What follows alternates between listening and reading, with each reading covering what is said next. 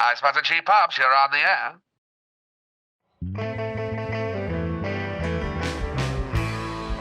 Hi, Spots and Cheap Pops, ladies and gentlemen. Silicon Steve Valley. Lottie Dottie, we are back talking the very best of professional wrestling talk on the internet today. Lottie Dottie, AEW is cooking with the new CEO. Mercedes Mone is now here. Got paid a lot of money. What do you think your first impressions after the first two appearances for the formerly known Sasha Banks, now Mercedes Mone? My impression is so far it really feels like the most WWE part of any AEW programming I've ever seen since the inception of Dynamite. It really, she has led off each of the last two shows, has done her promos.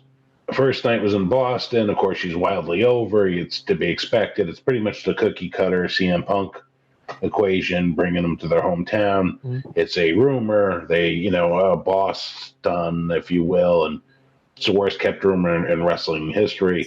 The parallels with Punk were ridiculous. In that vein, yeah. And I'm like, and I felt those lacked originality in some ways. So she comes out, and let me make this comment too. In the first promo she did, it took just 9 minutes to mention Eddie Guerrero. And she milks Eddie Guerrero almost more than any other, and I get it. That's her favorite, yeah. But if I had the opportunity and the honor to go and be in that business on that level, I don't know how many times I would keep on mentioning Raven or Bret Hart or Ric Flair, whoever my favorite or biggest influence was, and I wouldn't just. And that's one of the things that she does.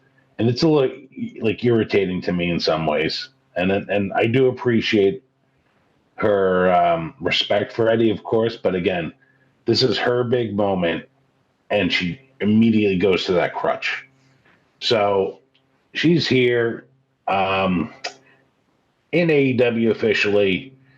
The reasoning she's here hasn't been quite made clear, other than, what we find out, that her being rewarded, and God bless her, with one of the, if not the most lucrative contract for any woman in the business. This is a really major moment in terms of the industry itself. Now she becomes the standard bearer, and it makes other wrestlers and namely within WWE start wondering how much they're worth if you have somebody willing to pay that for Sasha Banks. So getting back to Sasha, a.k.a. Mercedes Mone, as you mentioned, she is pushing the CEO thing, which is definitely getting a good chant through the crowds. That's undeniable. What she is the CEO of as of this moment, I'm not sure. I looked up her. She's the CEO of AEW. Okay. I don't know if Tony Khan knows that. I have no idea, but that's... What's the Young Bucks' thoughts on that? Are we going to cross that bridge? We're not there yet. We'll see. Yeah. He obviously liked her. He made her a very, very rich woman. Yeah, it's true. And listen, I do appreciate Mercedes and what she did in WWE. I mean, I will say one of my favorite moments in women's wrestling was her versus Bayley in Brooklyn. One of the finest wrestling matches, not even getting into the gender of things, in general, that I enjoyed. It's probably sort of a sentimental top 10, if you will.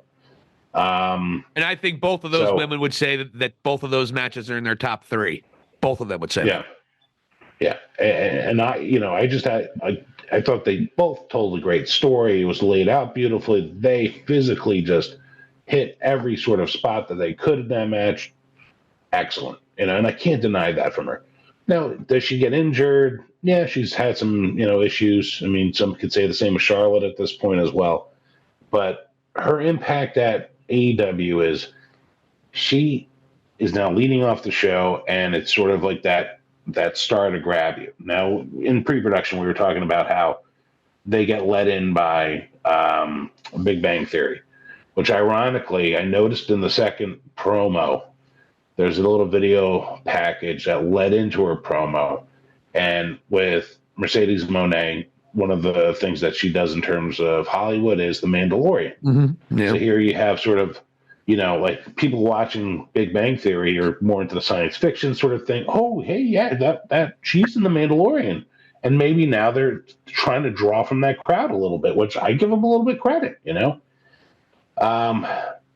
So her segments are the most overly produced, and it's interesting watching it because it's very WWE versus the indie-rific aspects of Dynamite and their other programming. And you're really seeing the influence of the newest producer and writer that Tony Khan took on from WWE. Mm-hmm. You see that she's putting her entire focus on Mercedes Mone. Mm-hmm. So I think there's benefits definitely for her being on the show. She sort of raises the bar a bit within the women's division. I see that they're connecting this Willow Nightingale segment and part of their history together and incorporating it into AEW, where they had some, there was a match and there was an injury involved, and I believe Mercedes had to go and basically call an audible, and Willow Nightingale won a championship from her, right? Yes. All right. So, okay, they're bringing that into the mix. It's cool with me, but like last night when I was watching it, one of the things that I was hoping to see a little bit portrayed differently was that this. You have Mercedes Mone, and then you have Statlander. And Statlander all of a sudden sort of like a quick afterthought because Mercedes Mone is more focused on Willow Nightingale. I think the world of Chris Statlander in terms of women's wrestling, and especially in AEW. I was hoping for a better moment between those two versus just sort of being in the mix with Stokely Hathaway, and then Willow Nightingale's more of the star of the angle itself, right? So a little bit of a critique. Maybe some people wouldn't agree with it, but it's just my thoughts really of Statlander. And to me, Statlander deserves to have that moment with Mone. She can hang with her. And probably, but they don't have the history. That's the whole thing. Willow Nightingale and her had a history, so you have to go that route, at least in the short term. Yeah, so I'm not going to kill him for that. Yeah, it's a valid point. It just, I don't like demeaning or bringing, Statlander to almost afterthought status. I don't know if I agree with that. Mercedes Mone gave her a little thanks, Dad. I appreciate it. Like, gave her a little bit of a wink, but then her and Willow got into it a little bit. So, again, we know one of them are going to turn on one of them. Somebody. Oh, yeah. Something's happening there. So, yeah, I'm with you there, though. So, continue. Yeah. But I'm with you. Just be patient with the Statlander thing, I would say. Yeah. Yeah, and you know what? Part of this is my frustration, but they've been doing Statlander for the last, 6 weeks anyways. But yeah, getting back to Mercedes, Tony made an investment. He's showing off that investment. She's even like pretty much doing like wardrobe changes. Like she's wearing one thing in the first segment and then coming out in the second. And, I noticed even that she's like paying attention to that part of her character as well. Like, it's going to be really intriguing to see how this all unfolds. This is my initial sort of feeling about it. Was I blown away by it? Not really, because I kind of saw it with the CM Punk thing already. However, let me make this other note. And I don't know if you agree with this or just me being picky. When she's cutting a promo, I feel that she is like, the way she speaks is a little weird. It's like robotic. And just the way she enunciates like certain words, it doesn't click well with me. I don't know if it's just me or not, but no, you're 100% right. She cuts a promo like a diva. And if you know what I'm talking about, you know what I'm talking about. They all had that sweetheart. Charlotte's similar too. Charlotte's gotten better, but when Charlotte first started out, they would keep on calling each other sweetheart, and they would always just almost overacting. And you saw a lot of that with the divas, a lot of overacting and bad acting. And I think she cuts a promo like a diva, and it is an insult. I'm sorry, it is. She cuts a promo like a Nikki Bella or a Brie Bella or Kelly. She sounds like one of them. She's a much better wrestler than all of them, But she cuts a promo like them. And maybe it's because she was still there and she was coming up when the Divas were still a thing. You know, when she first joined WWE. So maybe that might be the case. So I'm with you, though. I don't love her promos. I think, again, here's my thing on Sasha.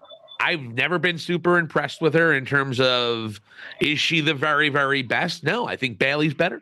I think Becky Lynch is better. And I think Charlotte's better. I think she's a distant fourth. She's had a couple of really bad botches. Now, she also had the very best match Ronda Rousey ever had in her career, and Sasha gets 100% credit for that. And I got to get into Ronda Rousey a little bit later, too, when we talk about WWE. But this was what you saw with Tony Khan and Mercedes Moné. First of all, the women's division, we know weak points. They have a couple of stars, young stars they got coming up. Julia Hart's over like Rover right now. And her little Sky Blue friend is I don't know if she's over, but she's with Julia Hart, so I guess that's okay. You have a very frustrating storyline, and maybe they're going to kind of switch gears now that Mercedes Moné, but a very frustrating storyline with Willow Nightingale and Chris Statlander and Stokely Hathaway. Why are they even fucking with this heel manager who's a piece of trash? If they're both baby faces up the wazoo, why? We've talked about them. So what Mercedes Moné is, she's a great addition to your roster. She could be one of your top stars. There's a lot of great things that she could do. Is she worth the money? Absolutely not. But it doesn't matter. It's Tony Khan's money. And people always make these comparisons. Well, he's going to sign all these people to all these different kinds of money. It's going to just be like Ted Turner. AEW is not getting bought out by Time Warner. Okay? AEW is going to be its own entity. Tony Khan's going to have full control over that for whatever. And he's got a lot of connections and a lot of money to spend. I mean, literally, he loses $30 million a year with AEW. That's chump change to him. It sounds crazy because he's making hundreds of millions in other venues of his career, of his life. So if it's Tony Khan's money, he wants to spend that money. It's ridiculous, but it's not the same thing as Ted Turner. And this is the thing why Mercedes Moné went to AEW, and a lot of people, including FTR, and a lot of other people who including Will Ospreay, who credited this, is that Tony's going to pay you better than WWE as a base salary, and you're going to work a lot less, meaning you're going to be home with your family. You're going to be home with your wife, home with your children. We forget because these guys are professional wrestlers. They have a life outside of it.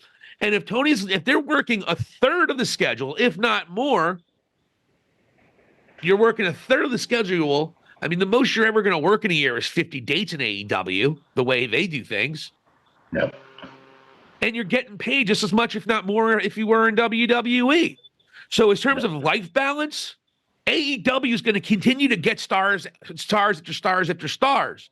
And if they don't work out, then pissed off. But Mercedes Moné, again, I don't think she is worth the hype. I never did. I never will. And and by the way, I might, and I hope I do. But as of right now, Mercedes Moné is a nice addition to a roster who's ridiculously overpaid. And to your point, other people in WWE are going to see that. And it's like, wow, I don't have to be on the road 300 days a year. 300 days a year. And they can go get paid the same amount of money and work a third of that. Yep. Quarter of that. It's a really no-brainer. That's why Will Ospreay did that. Because traveling kills your body too. Yeah. So, Tony Khan is in a situation where AEW, push comes to shove, he's still going to have a big-time advantage just because of life-work balance. Also, if you want to work independent shows, go ahead. You want to work in New Japan? Sure, go ahead. You want to work the best indie guy in the UK? Sure, go ahead. Yeah, Tony gives you that freedom. So... Mercedes Moné, so far so good. It is exactly what I expected. She's doing a little dance, CEO, almost the same exact boss gimmick, but it's a CEO instead of a boss. Okay, cool. Her hair is a lot more intricately sprayed, which is huge. But we'll see what... I'm not a fan of the hair. No, I can't stand it. But we'll see what she's made of. She has the glove. She has an ability to paint her own canvas on American television and prove people like me and a lot of people wrong that she's overrated. Go out and do it, and I hope she does. And we'll see what happens because there is talent in this women's division. And they're booking the women's division. It still needs some help.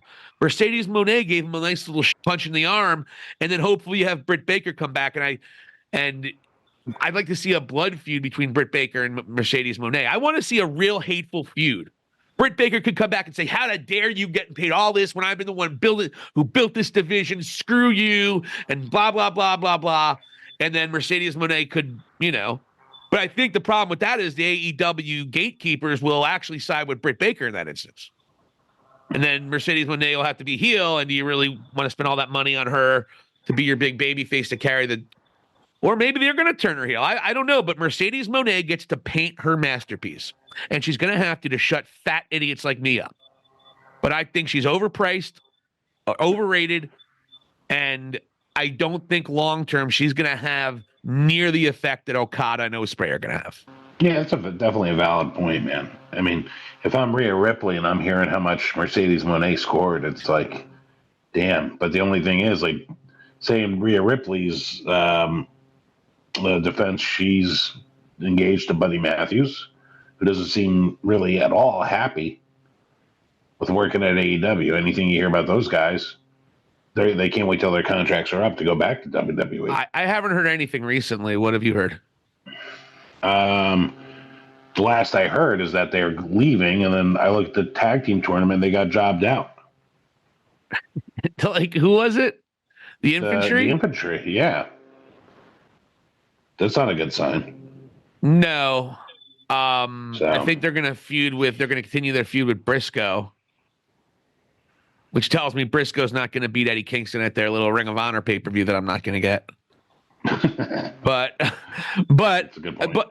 but no, so we'll see. I mean, if the House of Black, look, they've been on TV a lot. That's the one positive you can say about House of Black. They used to not be on TV at all, but we got to get Malachi Black in his get Malachi Black feuding with somebody for one of these singles titles. And you can't do it much with Okada now. So, I think Malachi Black would do well with maybe an international championship run or maybe continental, but you're not going to take it off Okada just yet. But Malachi Black, look, we want him to be in singles matches. We've always wanted him to be in singles matches. And Tony, you're supposed to give the fans what they want, and you know. When it comes to Malachi Black and the House of Black, you have it. So, and that's still... Yeah, him. Another name would be Miro at this point as well. I think he's just waiting for his contract to go out. Yeah. There's clearly some issues with Miro and Tony Khan, and there are clearly, whatever the case may be. And look, Miro's going through a lot of shit. And whether you're popular or whatever the case may be, you get divorced. It's a heavy, heavy thing. So Miro's going through his own stuff. He's had injuries. He's also, I think, did some acting. So whatever. The Miro thing, we're going to know more about that as it unfolds, why Miro's been so... It hurts twice as much when you have a hot, flexible wife and you're getting a divorce. That's true. But he can get a younger, flexible wife. He'll be fine. Oh, wow. That's how rich guys do it, from what I hear. Right, Billy Joel? Yeah, so I mean that's pretty much what what I'm seeing with Mercedes as well. Just my initial all right, cookie cutter sort of promos, robotic voice. I'm not crazy about the way she cuts them. Also, I noticed that she keeps on going for that one move where she's propping somebody up on their back and then just dropping them on their face. Is that sort of her new finisher? That's her finisher, yeah. Really? Okay. It's cool. It's a lot to get going and set up. It's not, but when she hits it, it's cool. It's similar to the Will Ospreay windbreaker. Okay. Breach breaker. What's it called? In the 90s, I used to wear windbreakers. Yeah, I don't think it was windbreakers. What's the name of it? Beach breaker? No, that's your boy, Mr. Cassidy. Ground breaker. No. You breaking my balls? Yeah, I think it's... Yeah, I don't know what it's called. Stormbreaker, maybe. Okay. It might be Stormbreaker. It's a similar move, but it's he has him in front instead of on the back. He flips him around, and so that's what she's got going on there. Okay, yeah, I mean, and again, we're she's playing on every association with, say, being bankrupt, all these financial sort of terms and whatnot. Okay, she's gonna same exact. It's the same thing she was doing with the boss, dude. Same shit. Yeah, so we'll see where it goes. I mean, again, they have to build up their women's division a little bit better. Maybe she's part of it. What do you think about the comments of her already saying yeah, I'll be back in WWE? I don't think it's a big deal. Everyone always goes back. That's not a big deal. Yeah, I just think some people probably in that locker room didn't like hearing that upon her being on TV for less than 2 weeks upon that coming out. Again, I don't know when she said it, but I agree with you. Yeah, even Jericho is going to make his way back there eventually. I don't think it's a big deal. I think it's one of those things where people are just making a big deal out of everything. Do you want to hear that from someone you just got signed a record deal? Do you want to hear that? No, you want to hear you're all in an AEW. But from an honest to God standpoint, look, she's not going anywhere anytime soon. She just signed a new contract. So she's all about AEW, and she's trying to rewrite her stuff. Because if she fails in AEW, she's not going to be that valuable to WWE. If she comes back as a bigger star, a Drew McIntyre, even a Cody Rhodes, then okay, now we bring her back.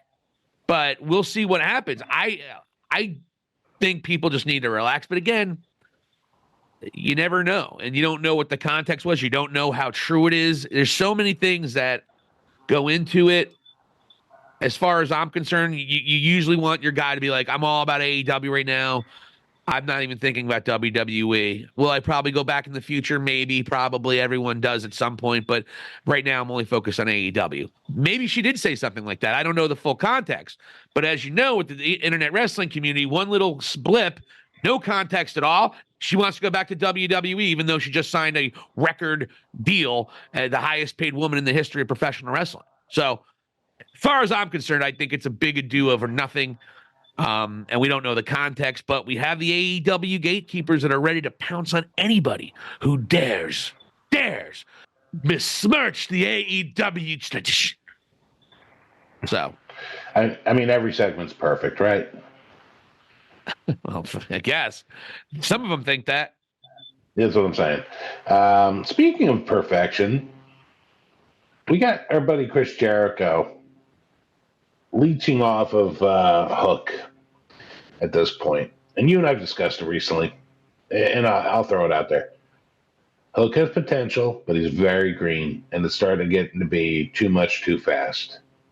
And again, the reason it's becoming this is because Jericho has a drive to remain relevant, especially as Tony Khan is signing these people such as Okada, Mercedes Mone, Will Ospreay.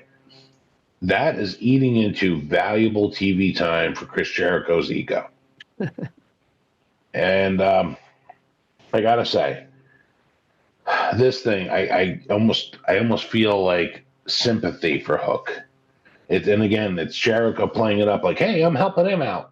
And then, here, you and I, as we were discussing pre-production, this latest match that we had one-on-one with Jericho in Toronto, highly reminiscent of like a cheap suit version of Brock Lesnar and John Cena. SummerSlam, yeah, it's 2015. Yeah. And again, this is showing you, to me, like, Jericho sort of is thinking, hey, I'm at Cena's level, and I can, and we can build up Hook in this way, and it's nowhere near. And Jericho, he was in Canada. They're no longer playing Judas for whatever reason. He's going through his Lionheart phase. The fans love to sing along with it. They've sort of taken that away. I feel when he comes out there now, more than ever even, so it's fallen way flat.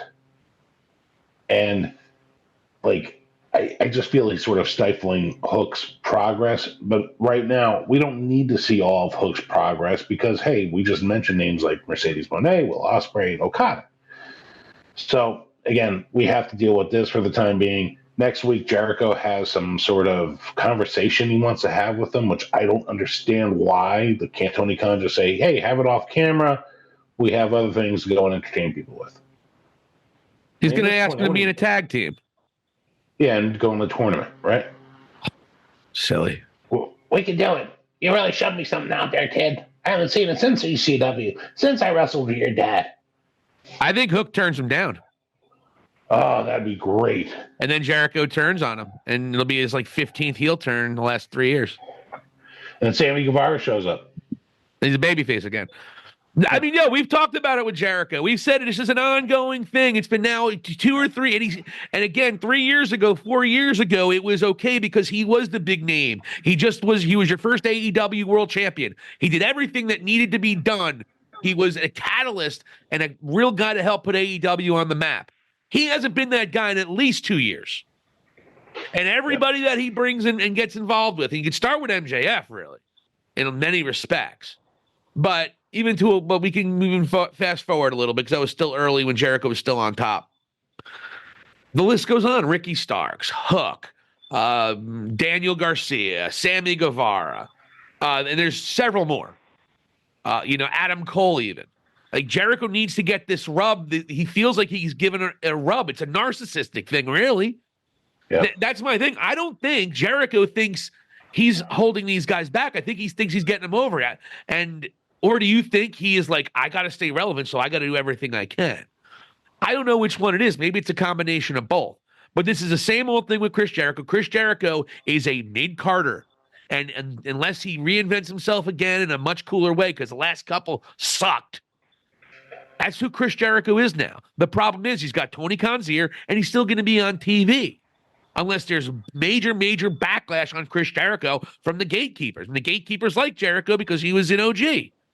Yeah. So that's what it is. But you and I are not the only ones who are talking about this with Chris Jericho. Chris Jericho is getting to a point where he's embarrassing himself. And I'm over it. You're over it. A lot of people are over it. And, and then you bring in the fact that he's Lionheart again. Okay. He always brings back, and that's the other thing he does. He always brings back these old alter egos because he's reinvented himself so much. Yeah. I mean, dude, give me something new or get out of the way. That's where we are with Jericho, but it's not going to change because, again, I think he's the highest paid guy there prior to all these newcomers. He's one of the highest paid guys there. He has the most influence over Tony Khan. So there's not much we can do except bitch and complain about it. And God damn it, that's exactly what we're going to do. But I'm with you. Jericho's, and by the way, we have a great parody of this very thing called Booked with Jericho. Check it out on our comedy playlist on our YouTube channel. Yeah, and we did mention the tag team tournament too. I got to ask you quickly, the last pay-per-view, you had Moxley and Claudio. They beat FTR, but yeah, they're not in the tournament for some reason.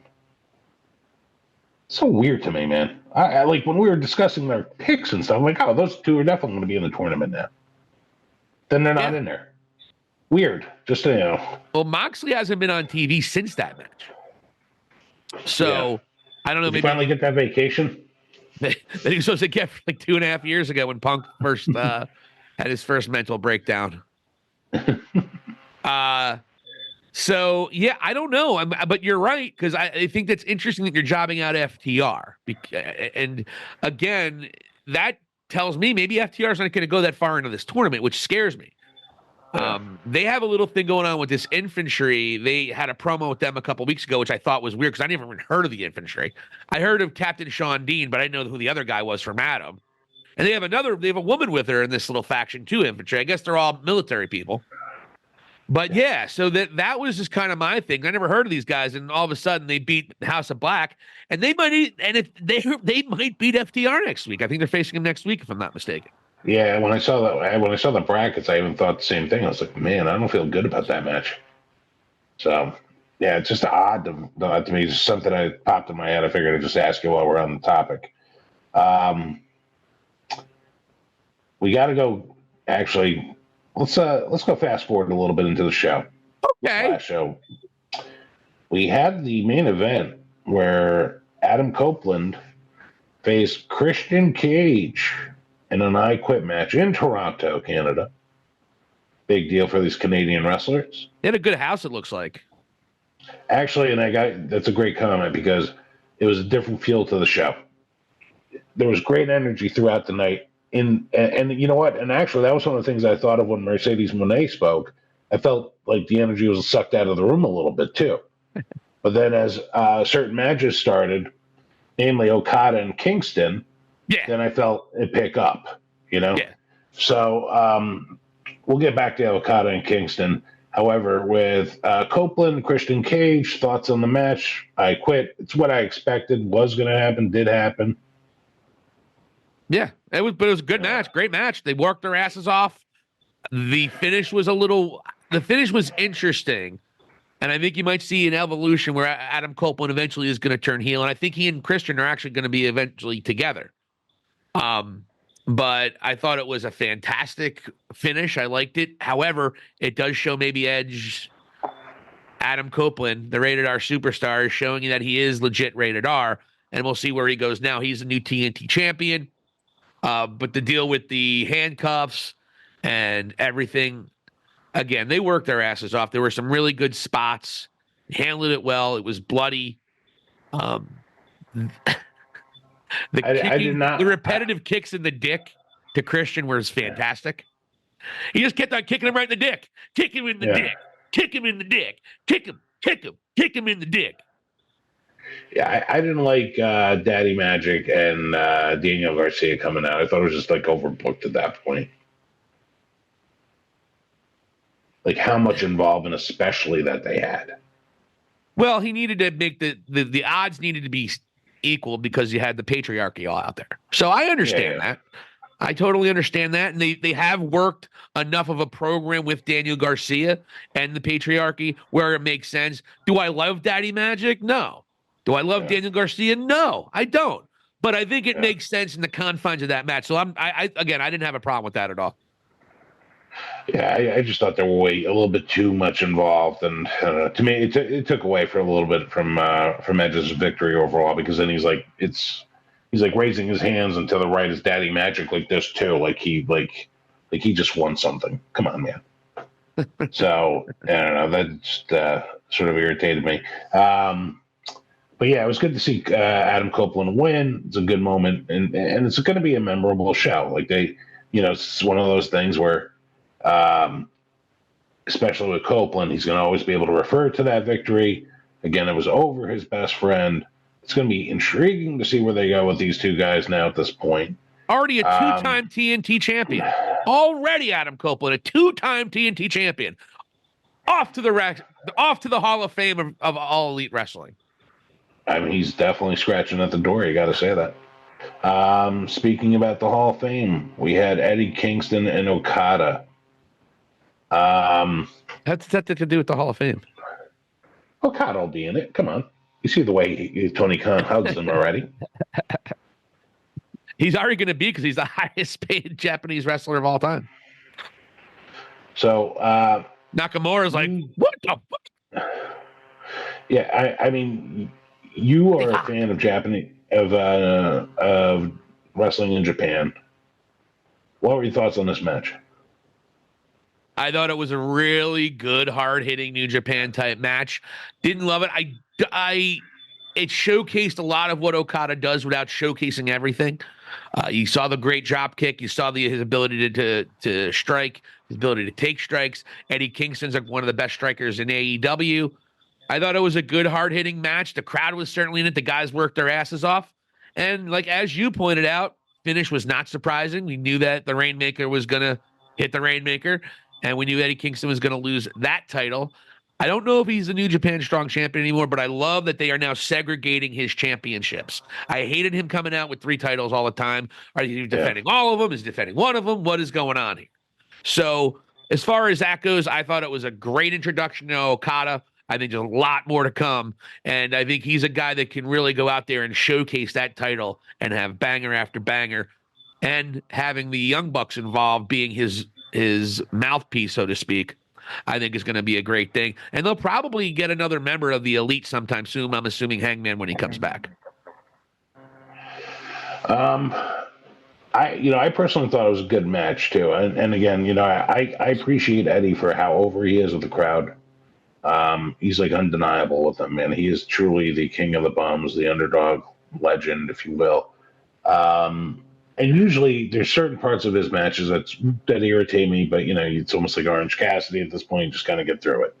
When he does like, I hate that. Yeah, hate that. Where he's like, hey, look at me, you're hurting, I'm hurting you. Look at me. Yeah. It's just so fake, But some of the chops he laid in on Okada though were. Yeah.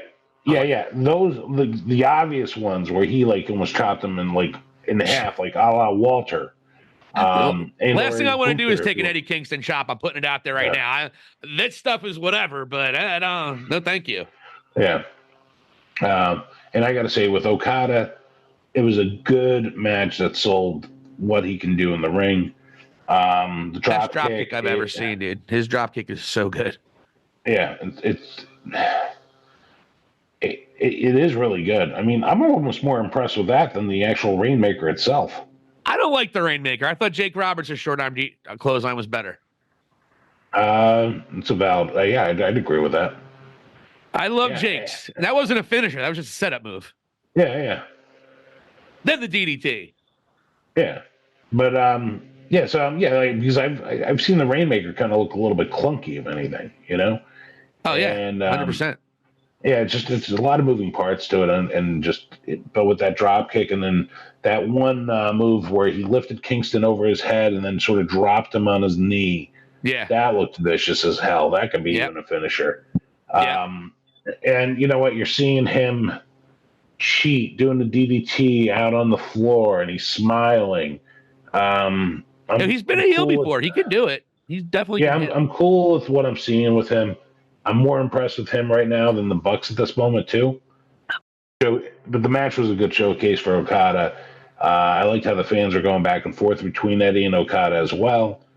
And let me say this with all due respect too. I see what the big deal is about Okada.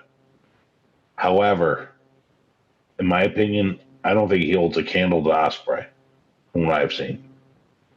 And getting to Will Ospreay, he is doing something organically in AEW that I'm not sure I've seen, and I've seen pretty much every Dynamite, if not all of them. And the way he comes out there, the energy that he's emitting and receiving back from this crowd is really special. And he's obviously the most organic babyface that they got going there in that company, right? But for some reason, he's tied to a heel group, and I'm still trying to understand these dynamics, but I'm not going to get lost in the sauce with this, right? However, getting back to him just going out there by himself, Shivani, you could just sense the fans can't get enough of this guy. And just want to hear, Jesus, this guy's not even blowing us away with what his life is like. It's just, hey, I got 3 dogs, I got 2 cats, I got a kid, I got a wife that loves me, and I've been afforded the ability to spend more time with him. He's cutting this quality of life thing into his thing. But him to go at Bryan Danielson in such a manner, I am so rooting for him over Danielson here at this moment of their careers, especially. And I cannot wait to see this match. This match is going to be a real pinnacle moment, in my opinion, because this could really springboard Ospreay into probably the world title mix pretty quickly. And you know what? The old cliche of strapping the rocket on somebody's back. You have every right, Tony Khan, to go and do that with Will Ospreay, right? His promos get attention. His matches, you can't take your eyes off them. You don't know what's going to happen and what he's going to do. And nobody's bringing that to the table in either company at this moment. So they have really fell into something good with him. And I am so impressed with him, man, right now at this moment. And the big thing is he's getting the loudest reaction in the building every night, including Mercedes Mone. You might have an argument with the Boston one, but certainly not this past night. past Wednesday night. Yeah. He has this organic rise and a genuine excitement from all the members of the AEW fandom. Everyone is excited. And the guy comes out and he's cutting these funny ass promos like he's from a good Guy Ritchie movie, a good one, I may add. Like Yes. Snatch, you know. Yeah. And he's just great. Like he could be a Parky. He could be one of the Pockies. Yeah. And the guy was able to come out there and talk about Danielson, how there were these two versions of what Danielson was saying. And he's like, he had this whole bit with his shoes. Yeah. And then they're too small, bruv. Yeah. And the crowd just pops for him. And then last week, I am the feeling his promos are a lot better than I think a lot of people thought they were going to be. I thought that he could be good because he's always entertained me as long as I can understand him, because he had a problem with enunciating as well. Yeah. Or could have been a language barrier, whatever the case may be.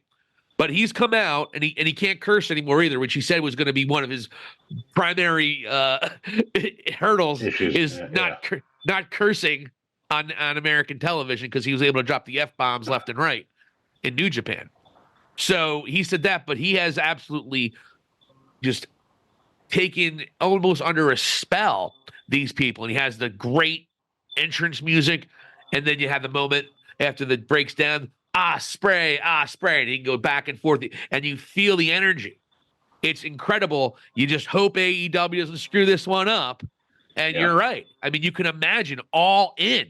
Will Ospreay for the AEW World Championship, probably against Swerve Strickland, you would hope. Yeah. And then Ospreay goes off. Or the other thing you do is maybe you have Danielson beat Ospreay here, and then in Danielson's final match, he takes on Ospreay and they close the show. Ospreay beating Danielson, retiring Bryan Danielson.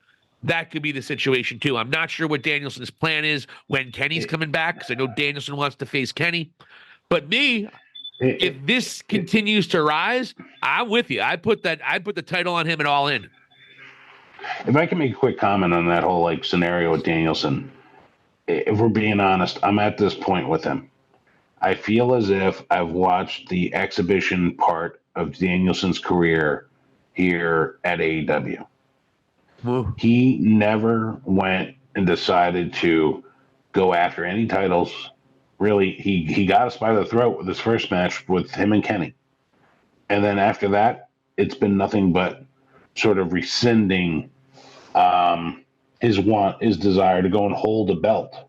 It's just like, hey, I'm going to go and have great matches. Oh. All right, great. Congratulations. You did do that. But in the same breath, you were like one of the most popular wrestlers on the planet. And I want to say just because of WWE and that he main evented WrestleMania a couple times and had that, amazing moment where, he truly built his fan base, and many people are watching him there, probably wanting something somewhat similar, where it's like he's strapping this company on his back to go against WWE. And really, we never got that from him. So, truthfully, I hope Ospreay beats him, carries on, and just starts looking at titles versus having some sort of hey, you know what? You're the best wrestler. No, you're the best. Enough with the respect thing. Like you mentioned it, even with FTR and Young Bucks. I don't want to see any of that with Ospreay and Danielson.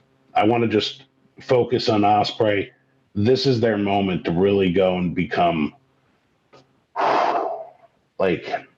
I think this is their moment to go and grab a larger audience.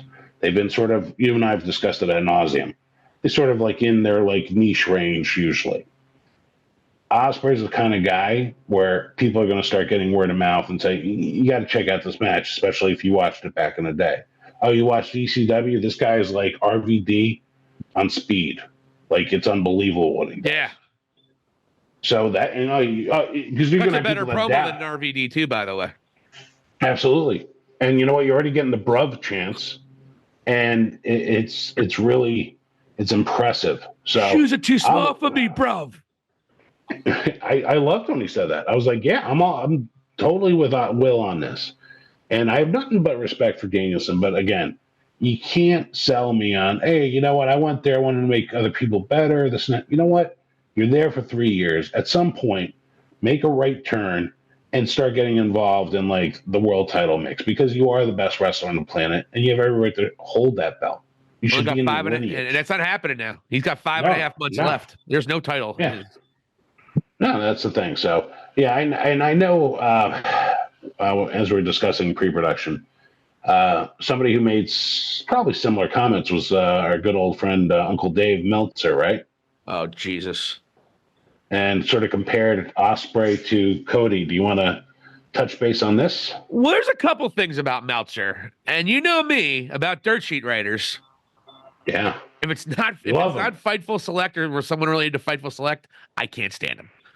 And this thing where he comes out and he's defending Jack Perry, and he's kind of going after Tony Khan. Here's the quote, as you can read it. So paraphrasing is, how much is enough? He's been suspended for 7 months, and how much is this guy going to look? And how much is this guy going to have to suffer?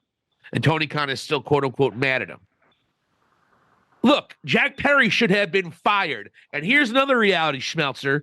If people wanted Jack Perry back on AEW television, he would be back. But the reaction when it was rumored that he was going to be the devil, the online reaction was abysmal. And then Tony Khan saw the writing on the wall that nobody wanted Jack Perry back in AEW. Guess what? Jack Perry acted like an asshole in the biggest show on the planet in the history of professional wrestling, went into business for himself in a much immature, stupid way, calling out one of the biggest stars, if not the biggest star on your roster, which led to that big star getting fired forever and getting hurt again like a little bitch. But I don't want to go there. Jack Perry is not interesting, and nobody gave a crap, and nobody has missed him since he's been gone. If people really, really wanted him back, Tony Khan would have brought him back. Nobody cares unless he's his butt buddy, like you, Uncle Dave Schmelzer, and Brian Alvarez. And you're a big proponent of Jack Perry. Maybe you guys took saunas baths together or something. I don't know. But he's part of the Cucamonga clan. And he always has an agenda anytime he talks about those guys. Tony Khan should have fired Jack Perry. Yeah. Keep Jack Perry in New Japan, have him learn how to be a heel, or better yet, learn how to be interesting. And then he can come back to AEW when the fans want to see him. I got to be honest with you. The House of Torture is not getting my hopes up for Mr. Jack Perry. But that's all I got to say about that part of Uncle Dave Schmelzer. It's great. And you know what? Like, it's intriguing as Meltzer's laying this on the table. I'm looking at it too. It's like Tony Khan is just stringing him out. It's almost like he wants him to become like inconsequential in his career. Because if he fired him, he could have wrestled anywhere in 3 months or so, right? The thing is, I don't think WWE would be interested in Jungle Jerk Off even for NXT. I don't either. Yeah, like, so where would he go other than Japan? Jack Perry is not near the athlete that most of the people in NXT are. And does he cut a good promo? No. Did he cut generic heel promos? Ooh, I came out with sunglasses. I buried my Jungle Boy gimmick. Dude, that was the only time you were actually entertaining. And the real reality is Christian did everything he could to get you over. And now look at it. Christian is 10 times over than he was. Yeah. Kill Switch is more over than Jungle Boy. Jungle Boy Jack Perry does not have enough people wanting him back on television for him to be anywhere near it. And maybe Dave doesn't agree with that. Well, tough shit, Dave. It's the case, bud. Yeah. That's a good star rating. Nerd. Luchasaurus is underrated. I don't know if that's true or not. I don't know. Is he over? I don't think he's overrated.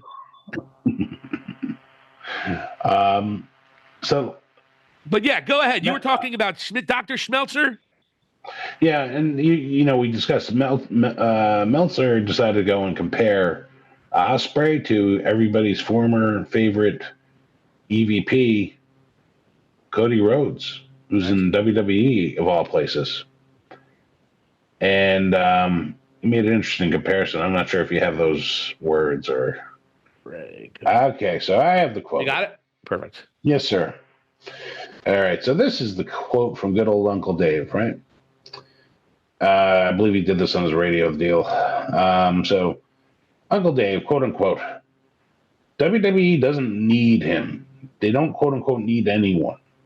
But he's the most talented wrestler in the world. And it was a miss by WWE not getting it. He's got more charisma than Cody Rhodes. And look at Cody Rhodes there, you know? I've seen him in programs. I saw him with the Kenny Omega promo. I saw him with Michael Oku. He can do that stuff. There was that question, but even the promo on Wednesday, it's like, he can be that guy. It would take him a little while to get to the Seth Rollins level, but once he got there, he would surpass him. And with Cody has so much goodwill. I'm not saying he would surpass Cody, but in time, he probably would, just because he's 30 and Cody's 38. He's on the way up, and Cody's already there. In the ring, he's much better than Cody. Mm-hmm. Cody's fantastic as a character, and his story, he really made the story work. The funny part is, essentially, Will can do the same story in AEW. And it won't be big because they don't have a Roman Reigns opponent. An AEW title historically doesn't mean as much as the WWE title to as many people, but they can still do that story. He just gave you two reasons why they can't really do that story, by the way. Talks out of both sides. Yeah, that didn't make. Why would you do the same story? Yeah. It's fucking dope. Exactly. Yeah, so he talks out of both sides of his ass there. But, like, you know, comparing Ospreay and what would have happened if he went to WWE, I have no doubt that he would have gotten over and probably pretty quickly. Not saying for this WrestleMania, because they are just log jammed with talent. That's the issue. But within 2 years, he might main event WrestleMania. It is a logjam at WWE because you still have Randy Orton there. You still have Drew McIntyre probably there. You're still probably going to have Seth Rollins. You're still going to have Roman Reigns. You're going to have Cody. Maybe you have The Rock. And I'm not even mentioning guys like Kevin Owens and Sami Zayn and Gunther, who's also on his way up. So I don't know if I agree with that. I think he has the talent to be, but I think that's something where they would have him be in the mid-card level for 3 or 4, maybe even 5 years, kind of how they did with Edge, you know, for like 2001 to about 2005. They would probably have him do that situation, be the Intercontinental Champion, go out and steal the show. Him and Gunther can go out and have what kind of matches they would have. Holy cow. Yeah. But what cracks me up about Dave is, the WWE really missed the boat. We talked about it again earlier in the show. Free agents, if it's all things being equal, they're going to take quality of life. Will Ospreay's going to work a quarter of what he would be working in WWE. Hell, he may not have even started on the main roster. Really? Because he didn't have a big Western presence. It's not like AJ Styles where he built his brand over here and then went to New Japan and he was even bigger. Ospreay is born and bred UK and New Japan. So he's not nearly as well known. So would he come right to the main roster? You would hope. I don't know, though. He certainly deserves it. Meltzer's not wrong in a lot, though. Ospreay's the best in-ring performer. That doesn't make Cody a bad performer. He's a B in-ring performer. C or a B, depending on who he's in the ring with. He can put A+ matches on, but typically that's not his forte. Just like John Cena, just like Hulk Hogan, guys like that, they are more in the moments and telling a more of a character story and a different kind of story than, okay, let's do spot after spot after spot to really see what we need to do in terms of athleticism. It's apples and oranges, though. It really is. Would Ospreay and his promo, would that transcend over to the WWE universe if not presented in a raw way? I don't know. So, Meltzer's assumption that Will Ospreay would be the biggest star ever, I don't know if I would agree with that because WWE fans are weird, man. I mean, RVD never really reached the success and popularity that we all thought he was going to when he left ECW, right? Right. I mean, he had his little title run for like a month before he got popped for smoking weed, but RVD was the guy. He was Will Ospreay back in 97, 98, 99. RVD was that guy. He was better. He was the next evolution of Shawn Michaels, we were saying. Yep. And so here we are with Ospreay. I don't know if he would necessarily go over. But guess what? Tony offered him a shitload more money and a lot less work to do. So WWE, I'm sure, did everything that they possibly could.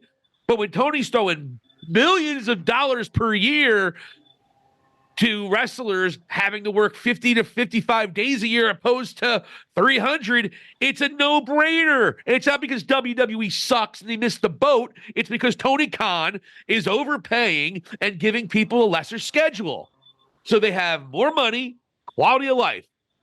So it's not WWE missing the boat. It's Tony Khan has that supreme advantage, especially of people in their 30s. Because when do we start raising families? When we're in our 30s. Ospreay, he has a little boy at home and a missus, 3 dogs and 2 cats. I did love that.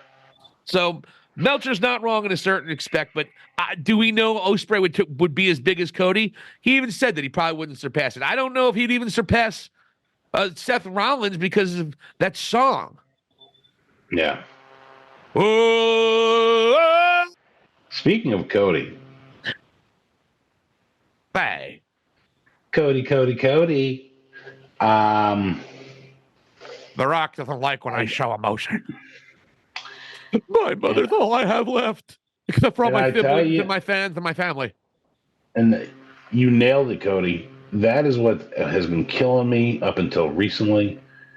The incessant crying during his promos. You've been doing that for 5-6 years now. Come on, we know that in AEW.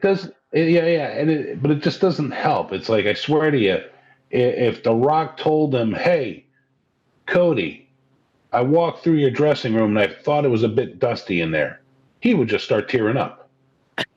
Just hearing the word dusty. That's what I'm saying. All you have to do in a big match is start bringing up his father. Yeah, and then he starts crying, and then you could just pin him. Just give him the old schoolboy. The response to The Rock after he was crying about handing the title to his mother, the response of The Rock after he played that clip, "Are you fucking kidding me? You're fucking crying?" And I mean, you gotta love that. The Rock has been brutal. I hope he does it every Friday. I hope he has another one tomorrow. I really do. And I don't know if he's going to be on Raw tomorrow, but these have been my favorite part of WWE programming. And the question is, though, is The Rock getting too much time? That's a whole other conversation we can have a little bit later. But we've talked about Cody's disingenuous for years. Yeah. I mean, but I'll say this. His promo at Raw was a moment that might have been great for Cody. He manned up. There was no sense of crying. He dissected The Rock beautifully. He started name dropping heels. Didn't tell him, like, basically it was alluding to, like, hey, you're not at their level. You're just an asshole. You know?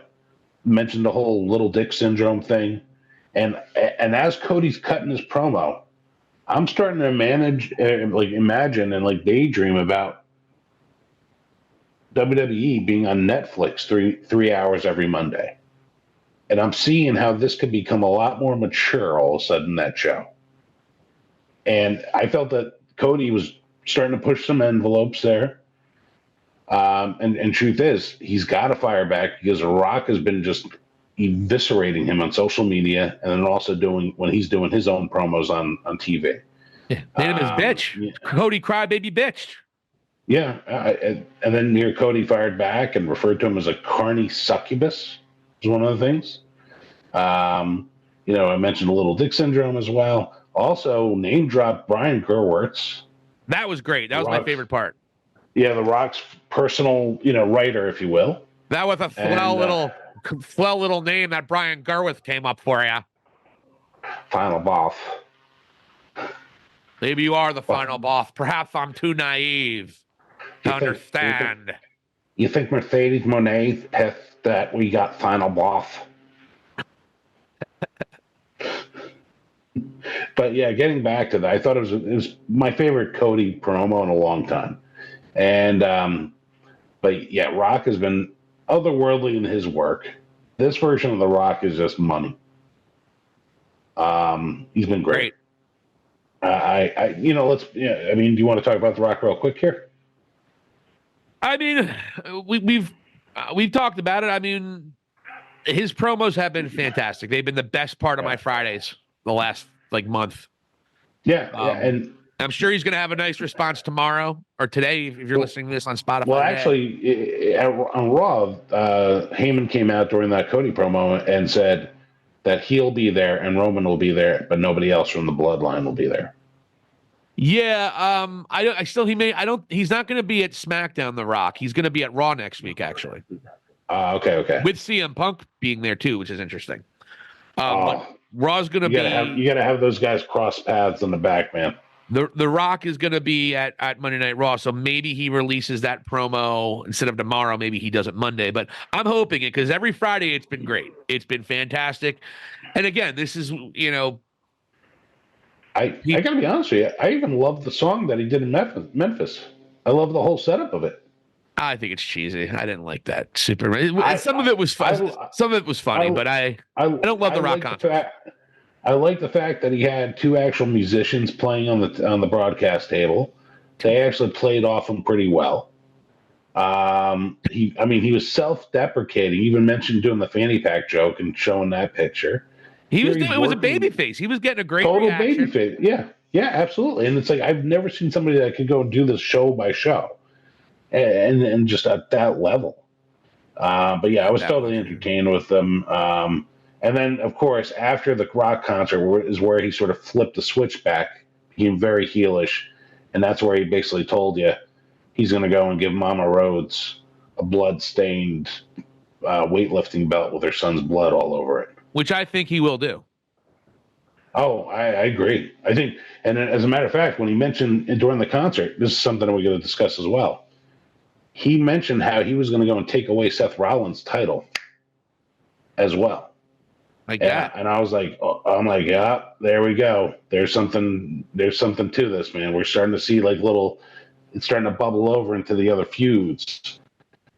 So, and again, Rock referred to himself as the final boss, which I think is a cool nickname. I mean, shit. Memphis was in love with it. It was a good moment all things through. Little shout out to the dude in NXT. When Rock went and mentioned something about whooping Cody, all of a sudden a whoop that trick chant broke out, and that's one of the main stars in NXT. So I was like, okay, that had to be a cool moment for Trick Williams. I thought it was referring to the woman as a truck, as a trick. No. It's the whoop that trick is like the tagline for Trick Williams in NXT. So I was like, wow, it sort of showed you the fans are watching, which is a little bit of a side note. But yeah, I did enjoy seeing him flip back to the heel thing, going off on the mom. You see, alluding to what's going to happen to Seth Rollins as well. He's just top notch, man, and it's amazing. Like one of the things that he's driving home is that he's making wrestling cool again. Now, I sent you a meme earlier today. And it just so happens that after The Rock did the concert, the promo, I think it was 20 plus minutes on SmackDown, out comes LA Knight. And I was a little bit, I got to be honest with you, I was very focused on that segment. And I wanted to see how the crowd was going to react to him. He has not lost a damn thing with the crowd. They still buy him. He came out and within that information, that quote that I sent you earlier today, actually had issue with what The Rock said there about making it cool again because LA Knight is owning, hey, this started becoming cool like 6 or 7 months ago. And that sort of coincides with the rise of LA Knight. Oh, absolutely. Well. He knew what he meant. He meant himself. Yeah, absolutely. Yep. Yeah. So I am looking forward to whatever interaction might be between those two eventually as well. Well, we've been one of our buddies, Vigilante Talks. We actually showed a couple of his videos. He actually talked about WWE with all the great things that Triple H has done. The LA Knight thing has been bad. LA Knight, again, the biggest mistake, because I think they're going to correct the Cody mistake from last year. The biggest mistake during the Triple H era, and Vince was still there, to be fair, was not putting that money in the bank with LA Knight. Yeah. And then this thing with AJ Styles can still be working. He can still be the money in the bank guy. But now you have Damian Priest with in this bullshit faction, which is not nearly as cool or as popular or as dominant as they want to make it out to be. Finn Balor is a blowjob mid-carder now. I don't know the difference between him and JD McDonough at this particular point in time, except he wears now a bucket hat like Jake Hager, talking about Finn Balor, and JD McDonough's now wrestling a lot more. And again, Dominic Mysterio, okay. He doesn't get heat because he's great at it. He gets heat because people love to hear themselves boo. I'm over it. He doesn't do anything that pisses me off. What's so annoying about him? What does he do that touches your emotions? Nothing. He does nothing. But we like to hear ourselves boo. So that's nothing. Outside of Rhea Ripley, this hasn't been a great faction, but they're trying to make it like the second or the best or the second best faction in WWE. Judgment Day is not that fucking cool. They're just not. Damian Priest, I like. Finn Balor, I like. JD McDonough, I like them, but they are not a bloodline faction. They're not even an evolution. They're not a Shield. They're not a Degeneration X. They're not a Four Horsemen. They are nothing even remotely like that. They are a mid-card blowjob faction. They are almost as bad as Adam Cole's shit he's got going on in AEW. So I am telling you right now, F the Judgment Day. Don't think they are near as dominant or as cool as WWE has pushed them to be. And a primary problem with that is Damian Priest is carrying that briefcase, and to the point now where instead of having him cashing in as somebody that matters, it looks like he's going to cash in on the Intercontinental Championship. That's not what the Money in the Bank briefcase was for. You fucked up the booking, and now you got to call an audible and have Priest possibly cash in at WrestleMania on Gunther. Who knows? But that looks like where we're headed with that. Yeah, they've really mismanaged the plan with that awesome briefcase, because in theory, I love the concept of it. I love how it's unpredictable. But they've made it more than predictable and almost just like an afterthought. And that's what it's annoying with it. Like, when LA Knight should have won it and should have been holding it over whoever the champion was, their head. And he could have been going back and forth between Roman and or Seth the entire time. You could have done so many things, and LA Knight would have kept it more interesting. Yeah. Yeah. And I guess they're going to possibly bring in Andrade El Idolo and the Judgment Day. What? Okay, cool. That's it's ridiculous. Yeah, it's like a bunch of misfits, and I don't know, like glorified Dark Order. It's the purple thing, by the way. It is. It's so like I'm waiting for Evil Uno to friggin' jump out of the woods here.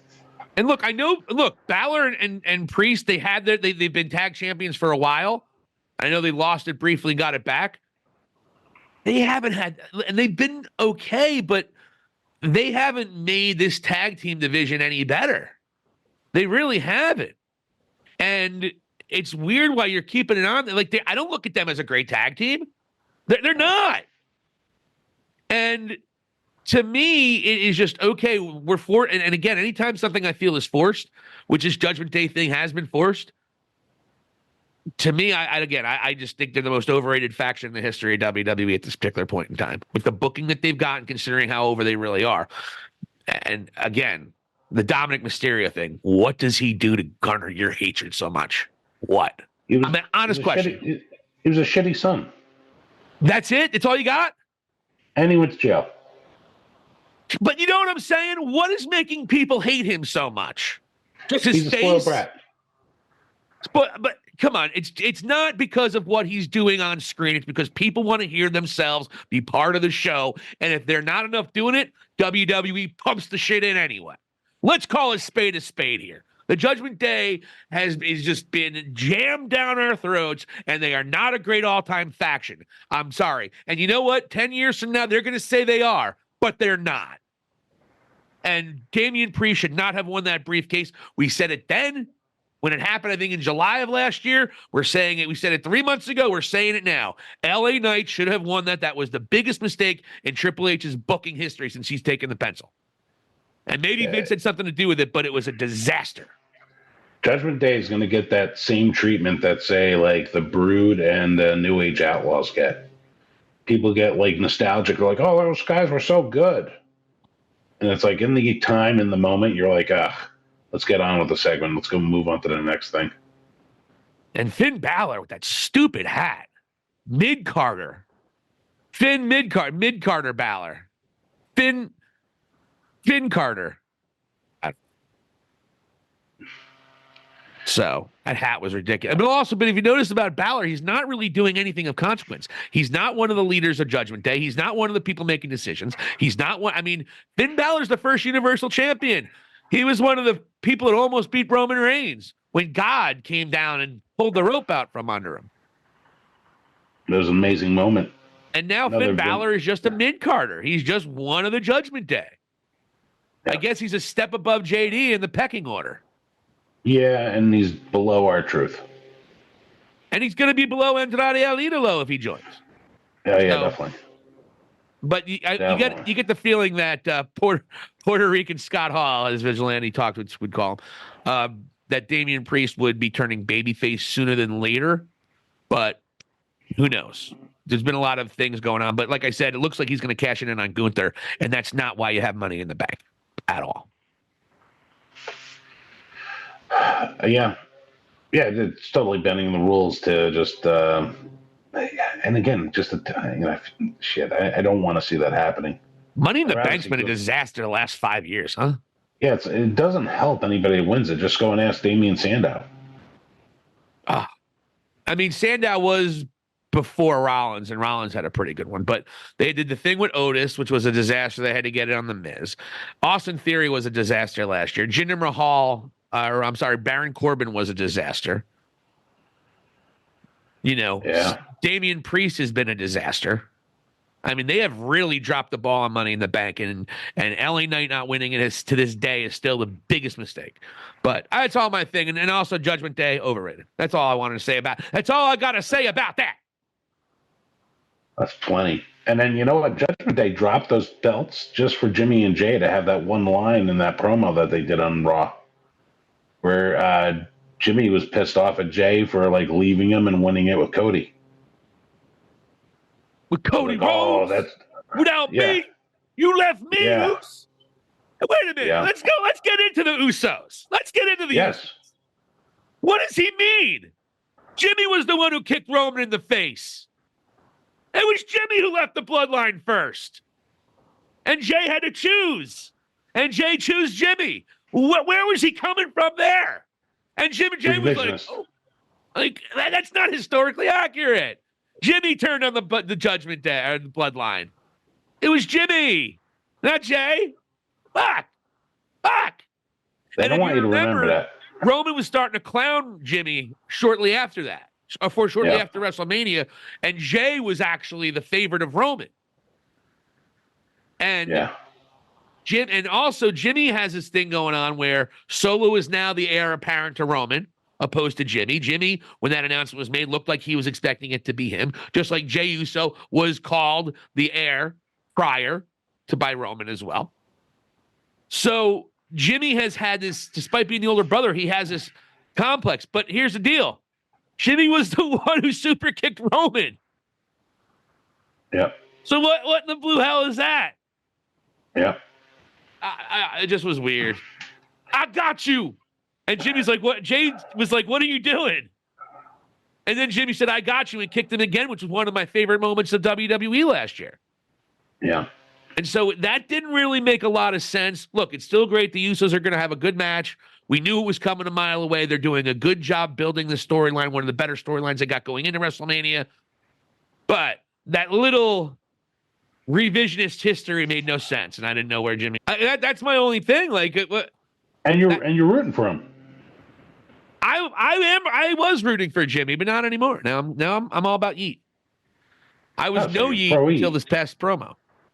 Now you're Yeet. If your lines don't make sense in a promo, then So that's all that. That's it. That's where you draw the line. But that's been a good storyline. So it makes sense that Jimmy's jealous of Jay, which is good. Yeah.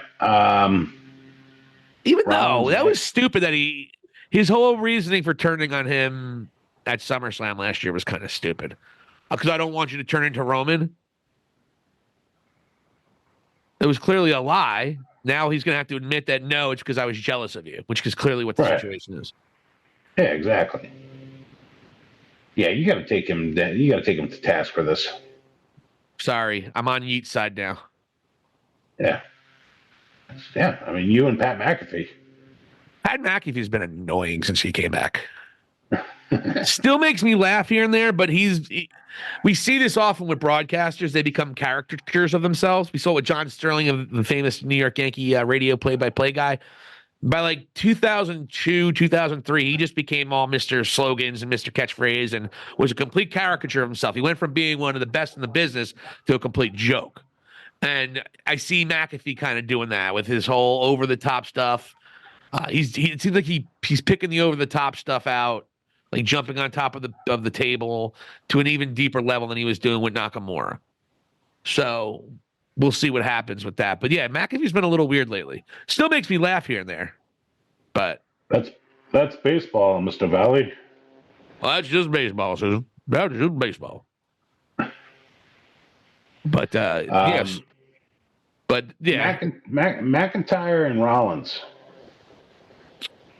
You getting the feeling that Rollins might do something a little shady here, or what? This is a great point. There's a couple different ways they can handle this whole main event scene at Night 2 of WrestleMania. The thing is, I started bouncing around my idea. Is it possible Rollins turns? Because if you look at it, Cody took his thunder, took his spotlight. He's a spotlight addict.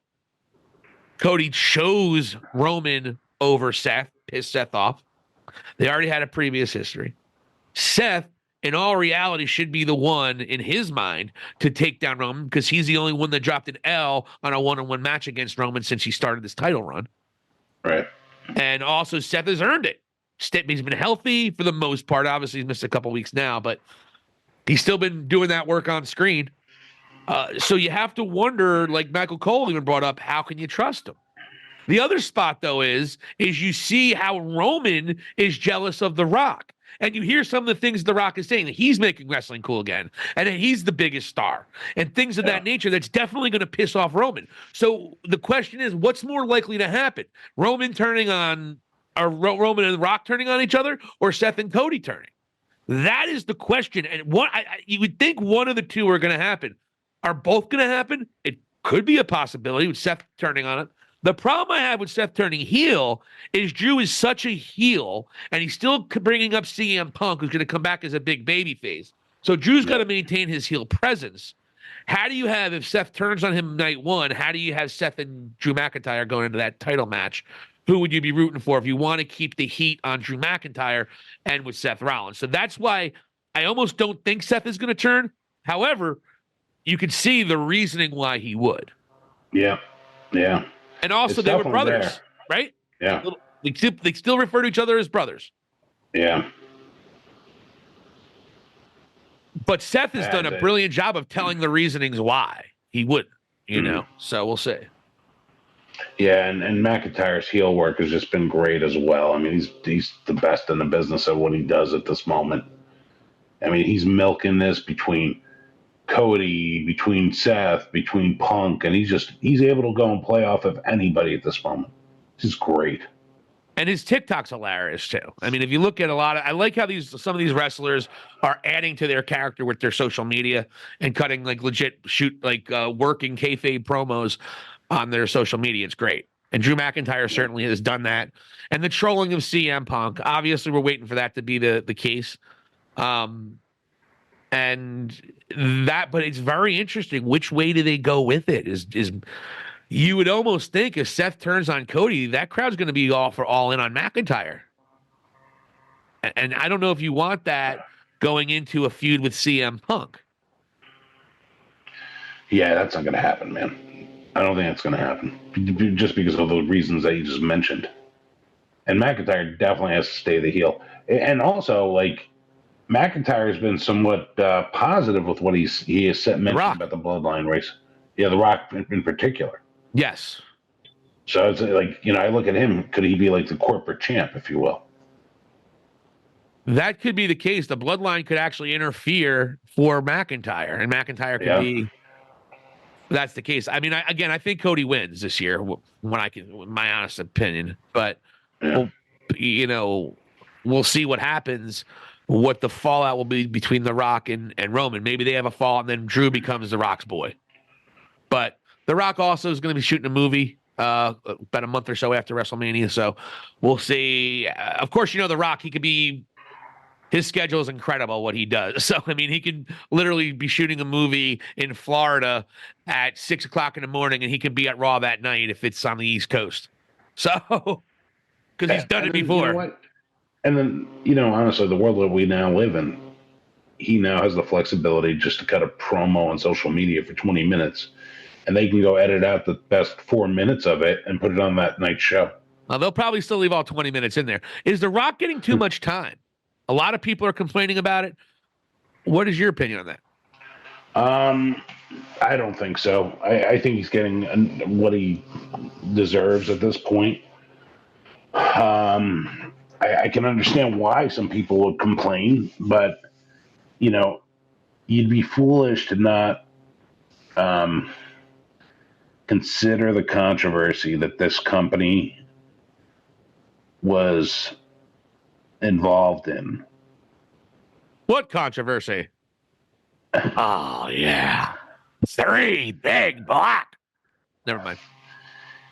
Yeah, so I mean, and the fact that The Rock can come in and sort of distract the entire audience base from that until something else breaks. And don't forget, a lot of the WWE universe was still cheering for this guy when they found out about the NA to begin with. They were still cheering for Vince McMahon, like crazy sycophants. So I don't know how much it helps distract from a lot of people who are negative toward WWE. But as far as the fans go, I don't know. Well, just the general press in general, well. Like, there's no way to put a bow on it. And then Rock gets named to. I mean, hell, you look at it; he gets named to the board. Then the following day, they name his daughter as the GM of NXT.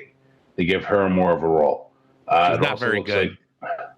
I mean, again, she's gonna have to learn how to find herself in NXT.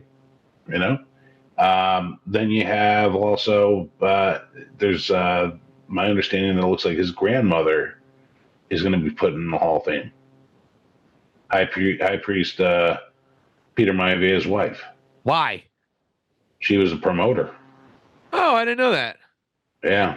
She was the major driving force for wrestling in Hawaii. I think the head shrinkers are going to get in there soon, too. Samoan SWAT team. My boy, my trainer, the great Samu, deserves it. 3-time WWE Tag Team Champions. I think they were the second 3-time champions ever. So, God bless them.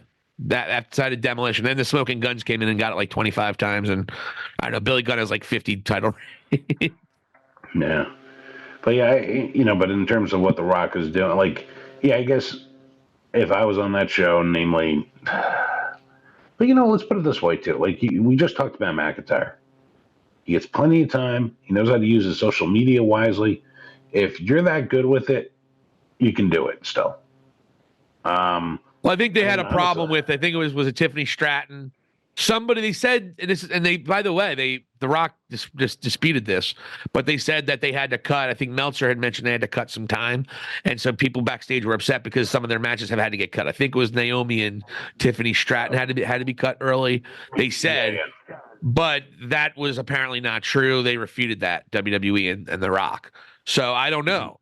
But that if you only have a 6 or 7 minute match and all of a sudden it has to be 3 minutes, that could piss you off.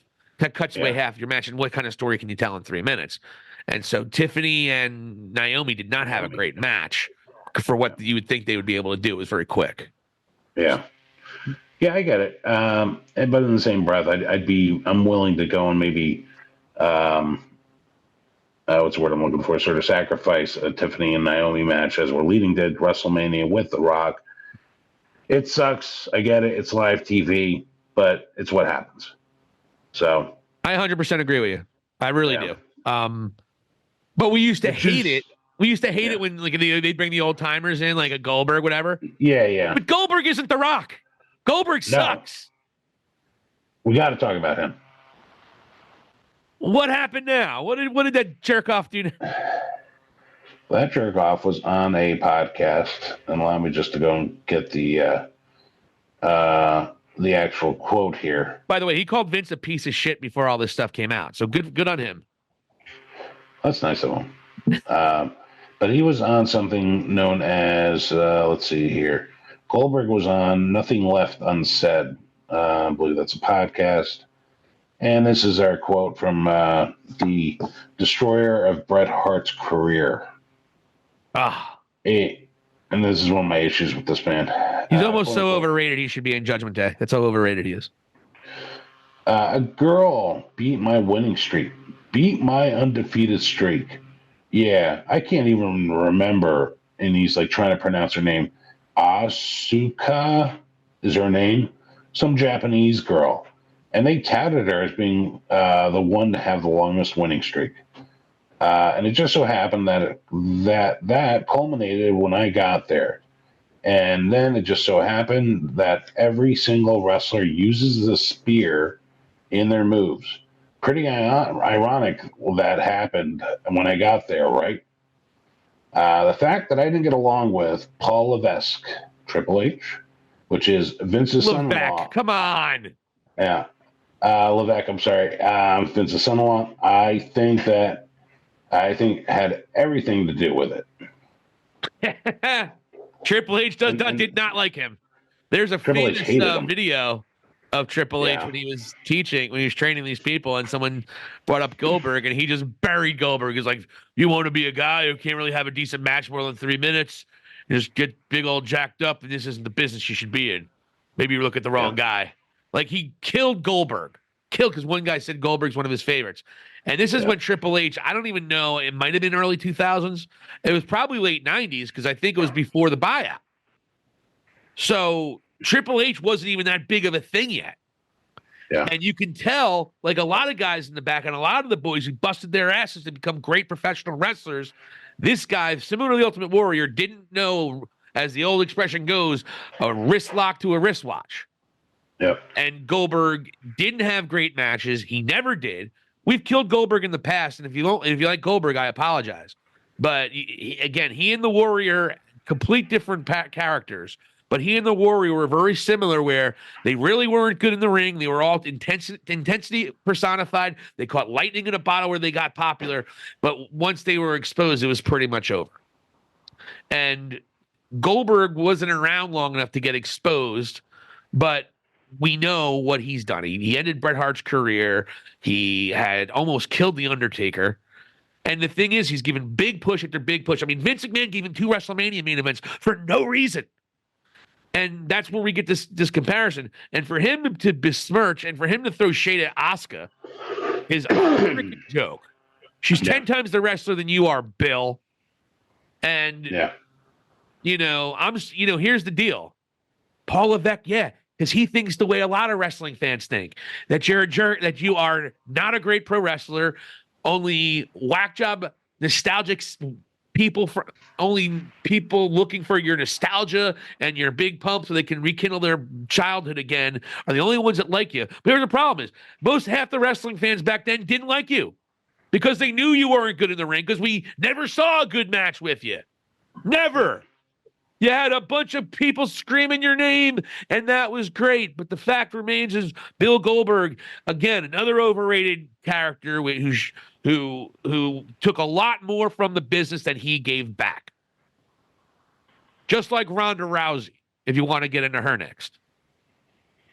Yeah, and actually, around the time that she beat the streak, Asuka went to Twitter, and she actually wrote, "I respect Goldberg so much. He is amazing. I am honored to be the undefeated champion with the longest streak in WWE history."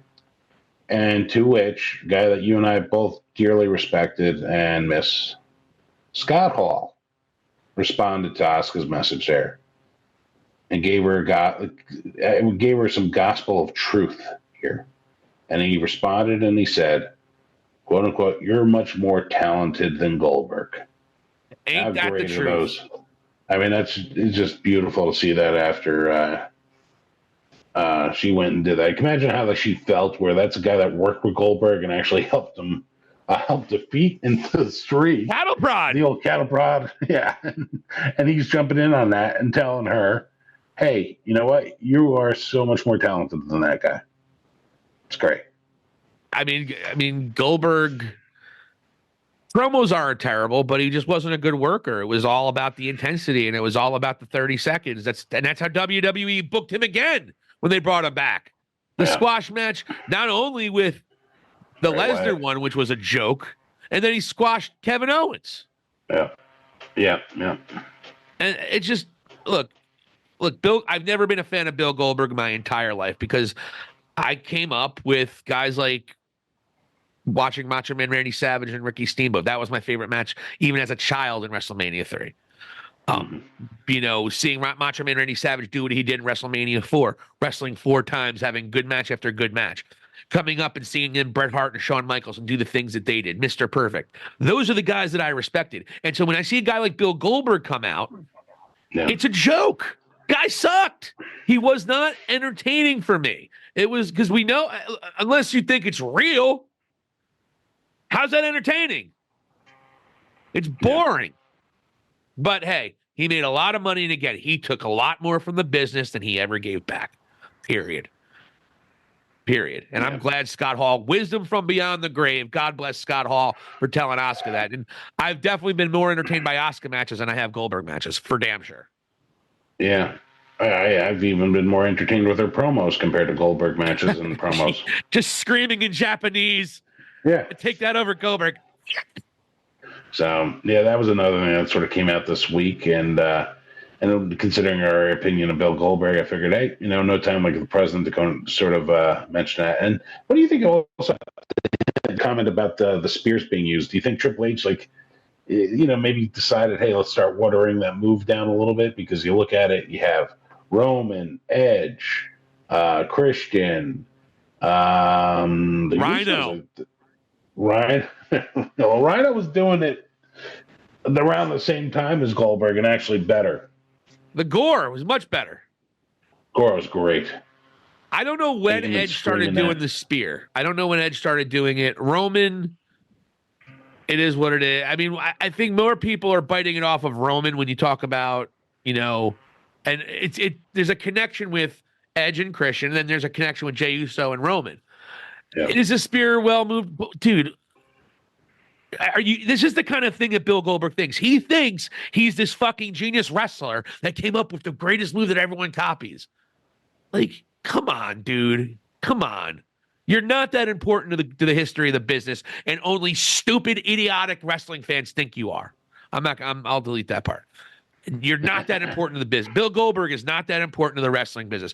This business would have been just fine without Goldberg. He helped WCW maintain a little bit of buzz until '99 before Eric Bischoff had his mental breakdown, and then it was not lights out. Bringing Vince Russo to drive the Titanic right into the fucking iceberg. It would have been better without Goldberg because Bret Hart's career would have been extended. WCW still would have been dead. But yeah, and that's the thing. And I can't stand when you get these people, these lightning in a bottle, never paid their dues, never really became good wrestlers, like Ronda Rousey. You just called WWE a shit show. Oh, it wasn't a shit show when you were getting booked on top and it was the worst, and you were the worst women's wrestler in the history of WWE. That wasn't a shit show then when Vince was running the place into the ground. That's not a shit show, but now it's a shit show because there's people there who know you suck as a professional wrestler. You can't cut a promo. You can't wrestle. Bill Goldberg's a better wrestler than Ronda Rousey. And now it's a shit show, or it's a shit show now because they don't give a fuck about you and you're overrated, and they all have finally realized it after pushing you to the moon with you, again, taking more from the business than you ever gave back. So both of them can take their story walking. The reason they're both pissed off and bitter is because Paul Levesque knows what a good wrestler is and knows neither one of them are it.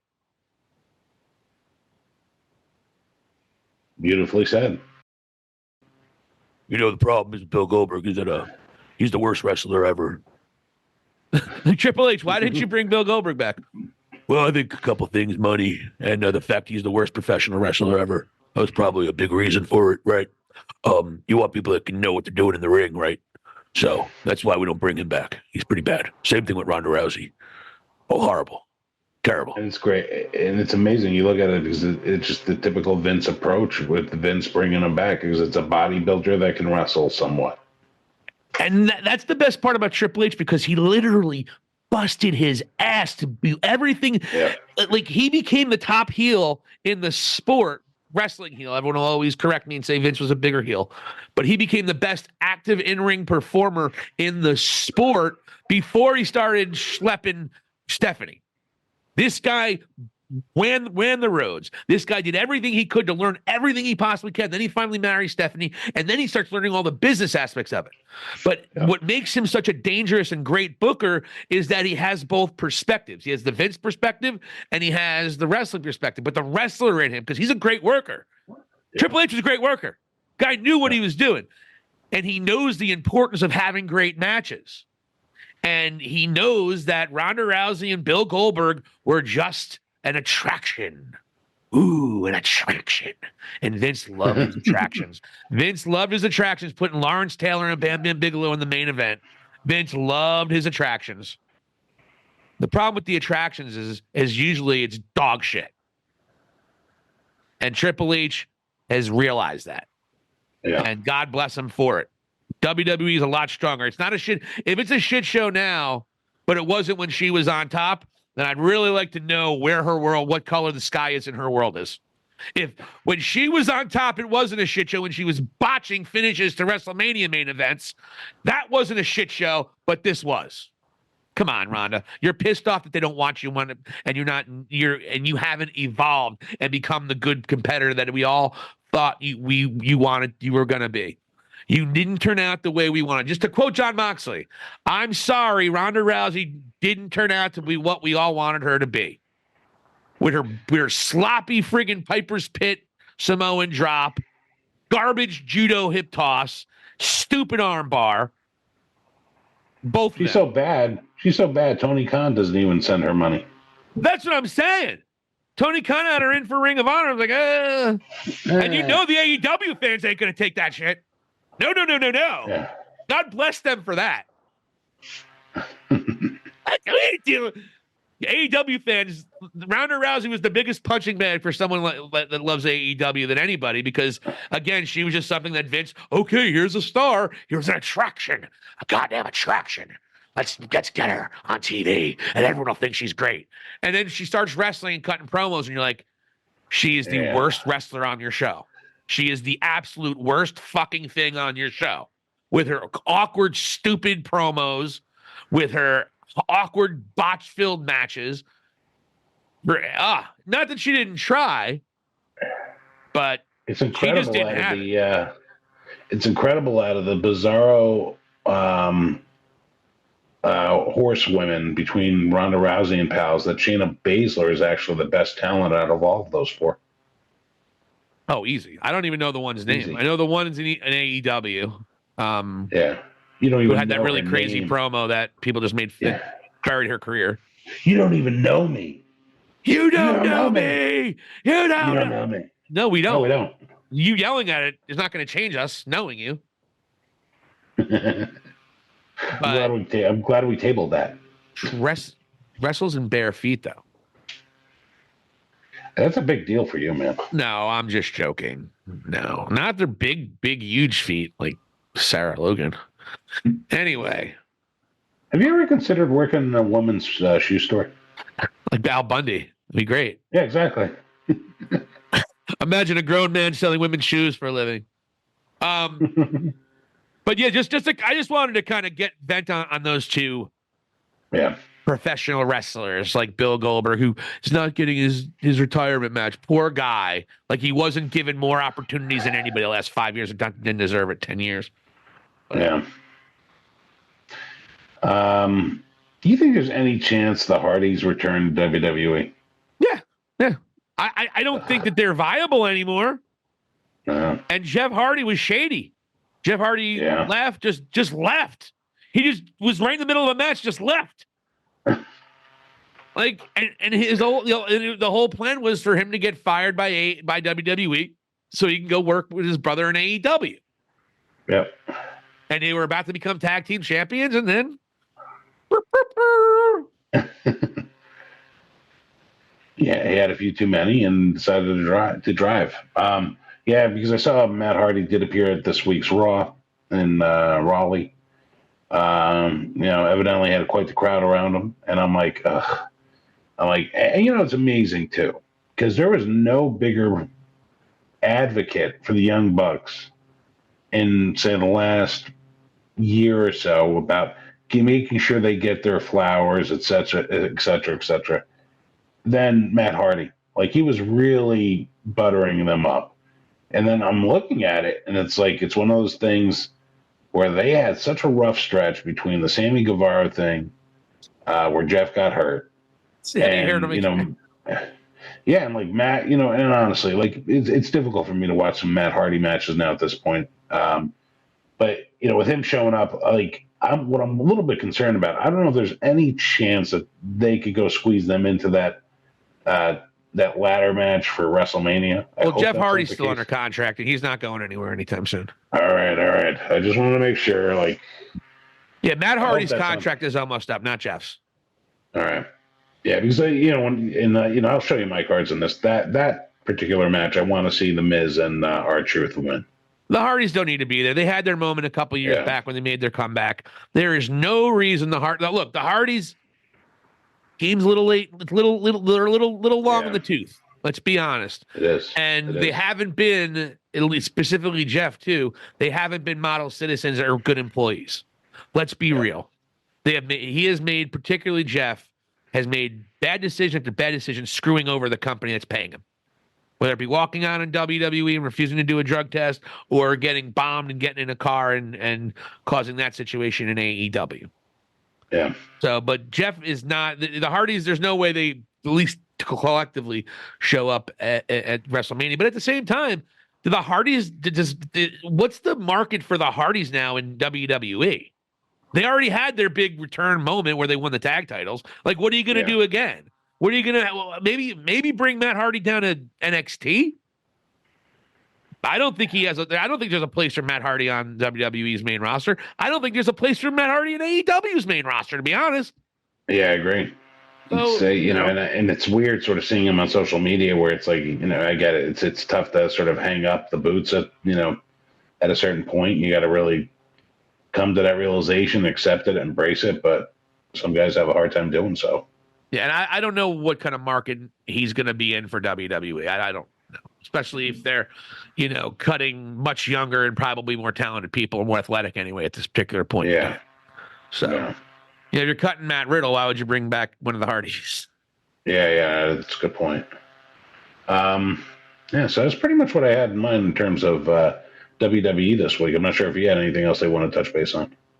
Well, there's one AEW point I wanted to bring up. Okay. The experiment, the wasted disaster of the Bang Gang Bang Scissor Gang are no longer something we have to deal with. Is no longer something that we have to deal with, as my boys Bullet Club Gold, baby, Gold members have turned heel, and Jay White is now causing waves, and it looks like they might unite these two triple stallion titles, which I think is a great idea.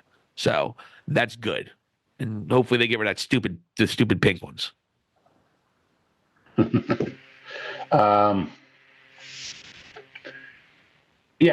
was never a fan of it. I don't understand the experiment. They really went to like weird lengths to go and put these two teams together, and honestly, you're a very big Jay White fan. I like the concept of Bullet Club Gold. I'm probably more of a Gun Club fan, or even what you call it? What's his name? The guy that's interested. Juice Robinson. Juice. Yeah, so I'm more probably a Juice fan even than Jay White. I saw their opening thing with Rampage. I was like, whatever. It's just they're at their homes and they did a thing. They always either have the cardboard cutout, or this time they had like a Halloween skeleton that was supposed to be Darby Allin. Yeah, it was great. Yeah, because Darby Allin's like half skeleton. I get it. I mean, did you actually laugh out loud or anything for that, or no? I thought it was cool. Yeah, I mean, I like Jay White though, and he's with his sweet, exotic accent. Come on, Jay White's amazing. Again, I follow Jay White's rise and career in New Japan Pro Wrestling. The guy was their best heel by far for a number of years. And again, I think you're just scratching the surface with him. Has his booking been bad? Yeah. And you know what? It's been brought up now in the middle of the storyline. Probably why Darby went too far, and that's why he's not climbing Mount Everest now. That's ironic, isn't it? Shit, dude. You break your friggin' foot right before you're about to climb Mount Everest. Yeah, it's amazing because it's like they were going to go kayfabe break his foot, and then it actually happened. I wonder, did he break his foot during the match and they knew it, and then they added the kayfabe, or was it? I don't know. I the way I thought it was is that they were going to go and like maim him with the chair no matter what. But I guess during the match he broke his foot, was able to finish the match, and then of course, so it's Darby. He'll be on fire for 30 minutes of the match, and he'll still be wrestling. The guy's insane. He could be dropped into the middle of a volcano, but somehow or another he's going to get out of it and finish that match. Well, Jay White saved his life, man. Saved his life for knocking him out so he can't go up to Mount Everest and die. You got to like Jay White, man. I think it's a very compassionate guy to have to break someone's foot intentionally so they don't kill themselves. Man, he's a prince. Jay White is an absolute prince. I'm sorry you don't appreciate him. I don't, because now between like Ospreay and others, like he's falling down the ladder a bit for me. Well, it's okay. I mean, he's doing what he's doing right now. He's doing the He's always the catalyst. Well, I'm the catalyst. He's not going to be in the main event scene right now. I like that he's the catalyst of pro wrestling, the last rock and roller. I mean, there's a lot of things. Jay White's great. You don't have to like him, but again, I've seen a lot more of him than you have. So yeah, I've seen him at his best, and and I've seen him at his most misused. Exactly. So it's all good. I think right now he's entertaining. He's a heel again, which he needs to be. And we'll take it from there. Hopefully they can have a really good program with the Acclaimed. I like the Bowens and Caster came out, had a good promo to retort them. It was okay. But it's funny. Caster was like, what do you guys think of Jay White? And everyone, like, I would say at least half the people popped for him. Yeah, that's what I thought. We don't like him either. Like, fucking cheering for them louder than you guys. Especially since Caster screwed up his last, 3 reps. Yeah, he's been off. MJF. Yeah. It's LA Knight. They actually showed a clip of him in one of these lame Adam Cole vignettes. Happy birthday to MJF, belated a couple days later. Happy birthday, MJF. Mensch of the Cinch. And Sting. He was birthday, turned 65 a couple days ago. Huh. 65. Wow. He's collecting Social Security. Well, for now. Not if a certain party gets their view with the bill they just introduced. We got a grandfather Sting in. They haven't done it yet. They haven't upped the Social Security yet, and I don't think it's going to pass the Senate either, I would assume. But, yeah. So anyway, but he's 65, and he's actually, I think, 3 or 4 years older than The Undertaker, and you look at what Sting did and the way they use Sting, much better than the way they use The Undertaker. The Undertaker had a real rough last couple of years. Evidently, Undertaker did a podcast and said that Vince never wanted him to wrestle Sting. Yeah. Another short-sighted Vince moment. They might have wrestled if Sting didn't get hurt against Rollins. They might have wrestled the following WrestleMania. That was probably in the cards. Yeah. But Sting had a very short run. He was there. I mean, I know he made an appearance in Survivor Series, but he had his first match with Hunter. Then I think he had a match on Raw that he won. But it was like it was a throwaway match.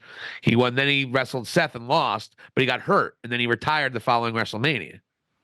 So then that was it. That was a fait accompli. And then, of course, we know he came back and had this great run with AEW where he was doing things he didn't even do when he was in his prime, jumping off of high things and the no-selling. The way they used Sting, never embarrassed himself, carried himself great, And the Undertaker appreciates, like, definitely they protected him well with the tag team situation, whereas the Undertaker really couldn't be protected. He had to go out there and be the guy, right? Yeah. So, but yeah, that was just and Undertaker acknowledged it would be monster box office. The two characters would be great. This is the question now, Vladi Dottie. Is there any way, now that Sting's contract is over, is there any way? Because the Undertaker also in that interview, Vladi, the Undertaker was saying he still gets that itch. He still says that he wants to go out there. And now, look, I'm not saying he retires, and I'm not saying he should have a regular match with him and Sting, and he even said that. But you can have a cinematographic match. You can have a match like a boneyard match or something of that nature on a special occasion, even if you just stream it on WWE Network. You can literally do that now. The thing is, does Sting do that after that big send-off with Tony Khan? And would it be a real match, or would it just be some kind of weird story? But it's probably the loophole that Sting would use if they did a cinematographic one. And honestly, if anybody could put it together, it'd be Triple H and even Paul Heyman. Because you would have to have it. It would have to be like something that took your breath away. You can't just throw the shit together and be like, okay, they finally did it. It would have to, like, what's the story here? Why are they crossing paths now? Like, what's the deal? I mean, there are some fun and intriguing aspects that you could probably work into that feud, but it would have to be done right. And the thing is, they both have retired. Now, do they come out and do they do live promos? Is that part of the deal? Which would be it. Say it's for next year's WrestleMania. They can have they have 2 or 3 promos between each other and talking about what needs to happen, whatever, and how you can fight them. And then you can have a boneyard match, or you can have, some other kind of warehouse match or something where another scene where you can have Sting in the rafters trying to find the American Badass. And the thing is, though, is that it's probably going to have to be the American Badass, not the Undertaker, not the Dead Man, which is the only thing. But who knows? Crazier things have happened, but the way the Undertaker was talking, probably not going to happen. Probably isn't. But shit, dude, it is a possibility. It is a possibility. We could see a cinema. How do you say it? Cinematographic? Yeah. Let's go with that. You can have your cinematographic matches or match with these two guys at a WrestleMania. I mean, it would help draw a big box office, or do you just have an event they do it their own selves and you just actually shoot it like a TV show, almost like a movie, a made-for-TV movie? Just something I was thinking about because I actually watched the Undertaker podcast, and it opened with him just burying his host. I guess his host was high or something the last time they had the show, and he was sick and he got really high and he was terrible. The Undertaker's like, "Yeah, you were really bad." The Undertaker's just taking it. Yeah, it was bad. You good now, though? You good? Like, some guy was just wasted on. I was really medicated. I'll be honest with you, though. Like, you look at the future where they're going to have to find things to put on their Netflix Raw production. 3 hours, no commercials.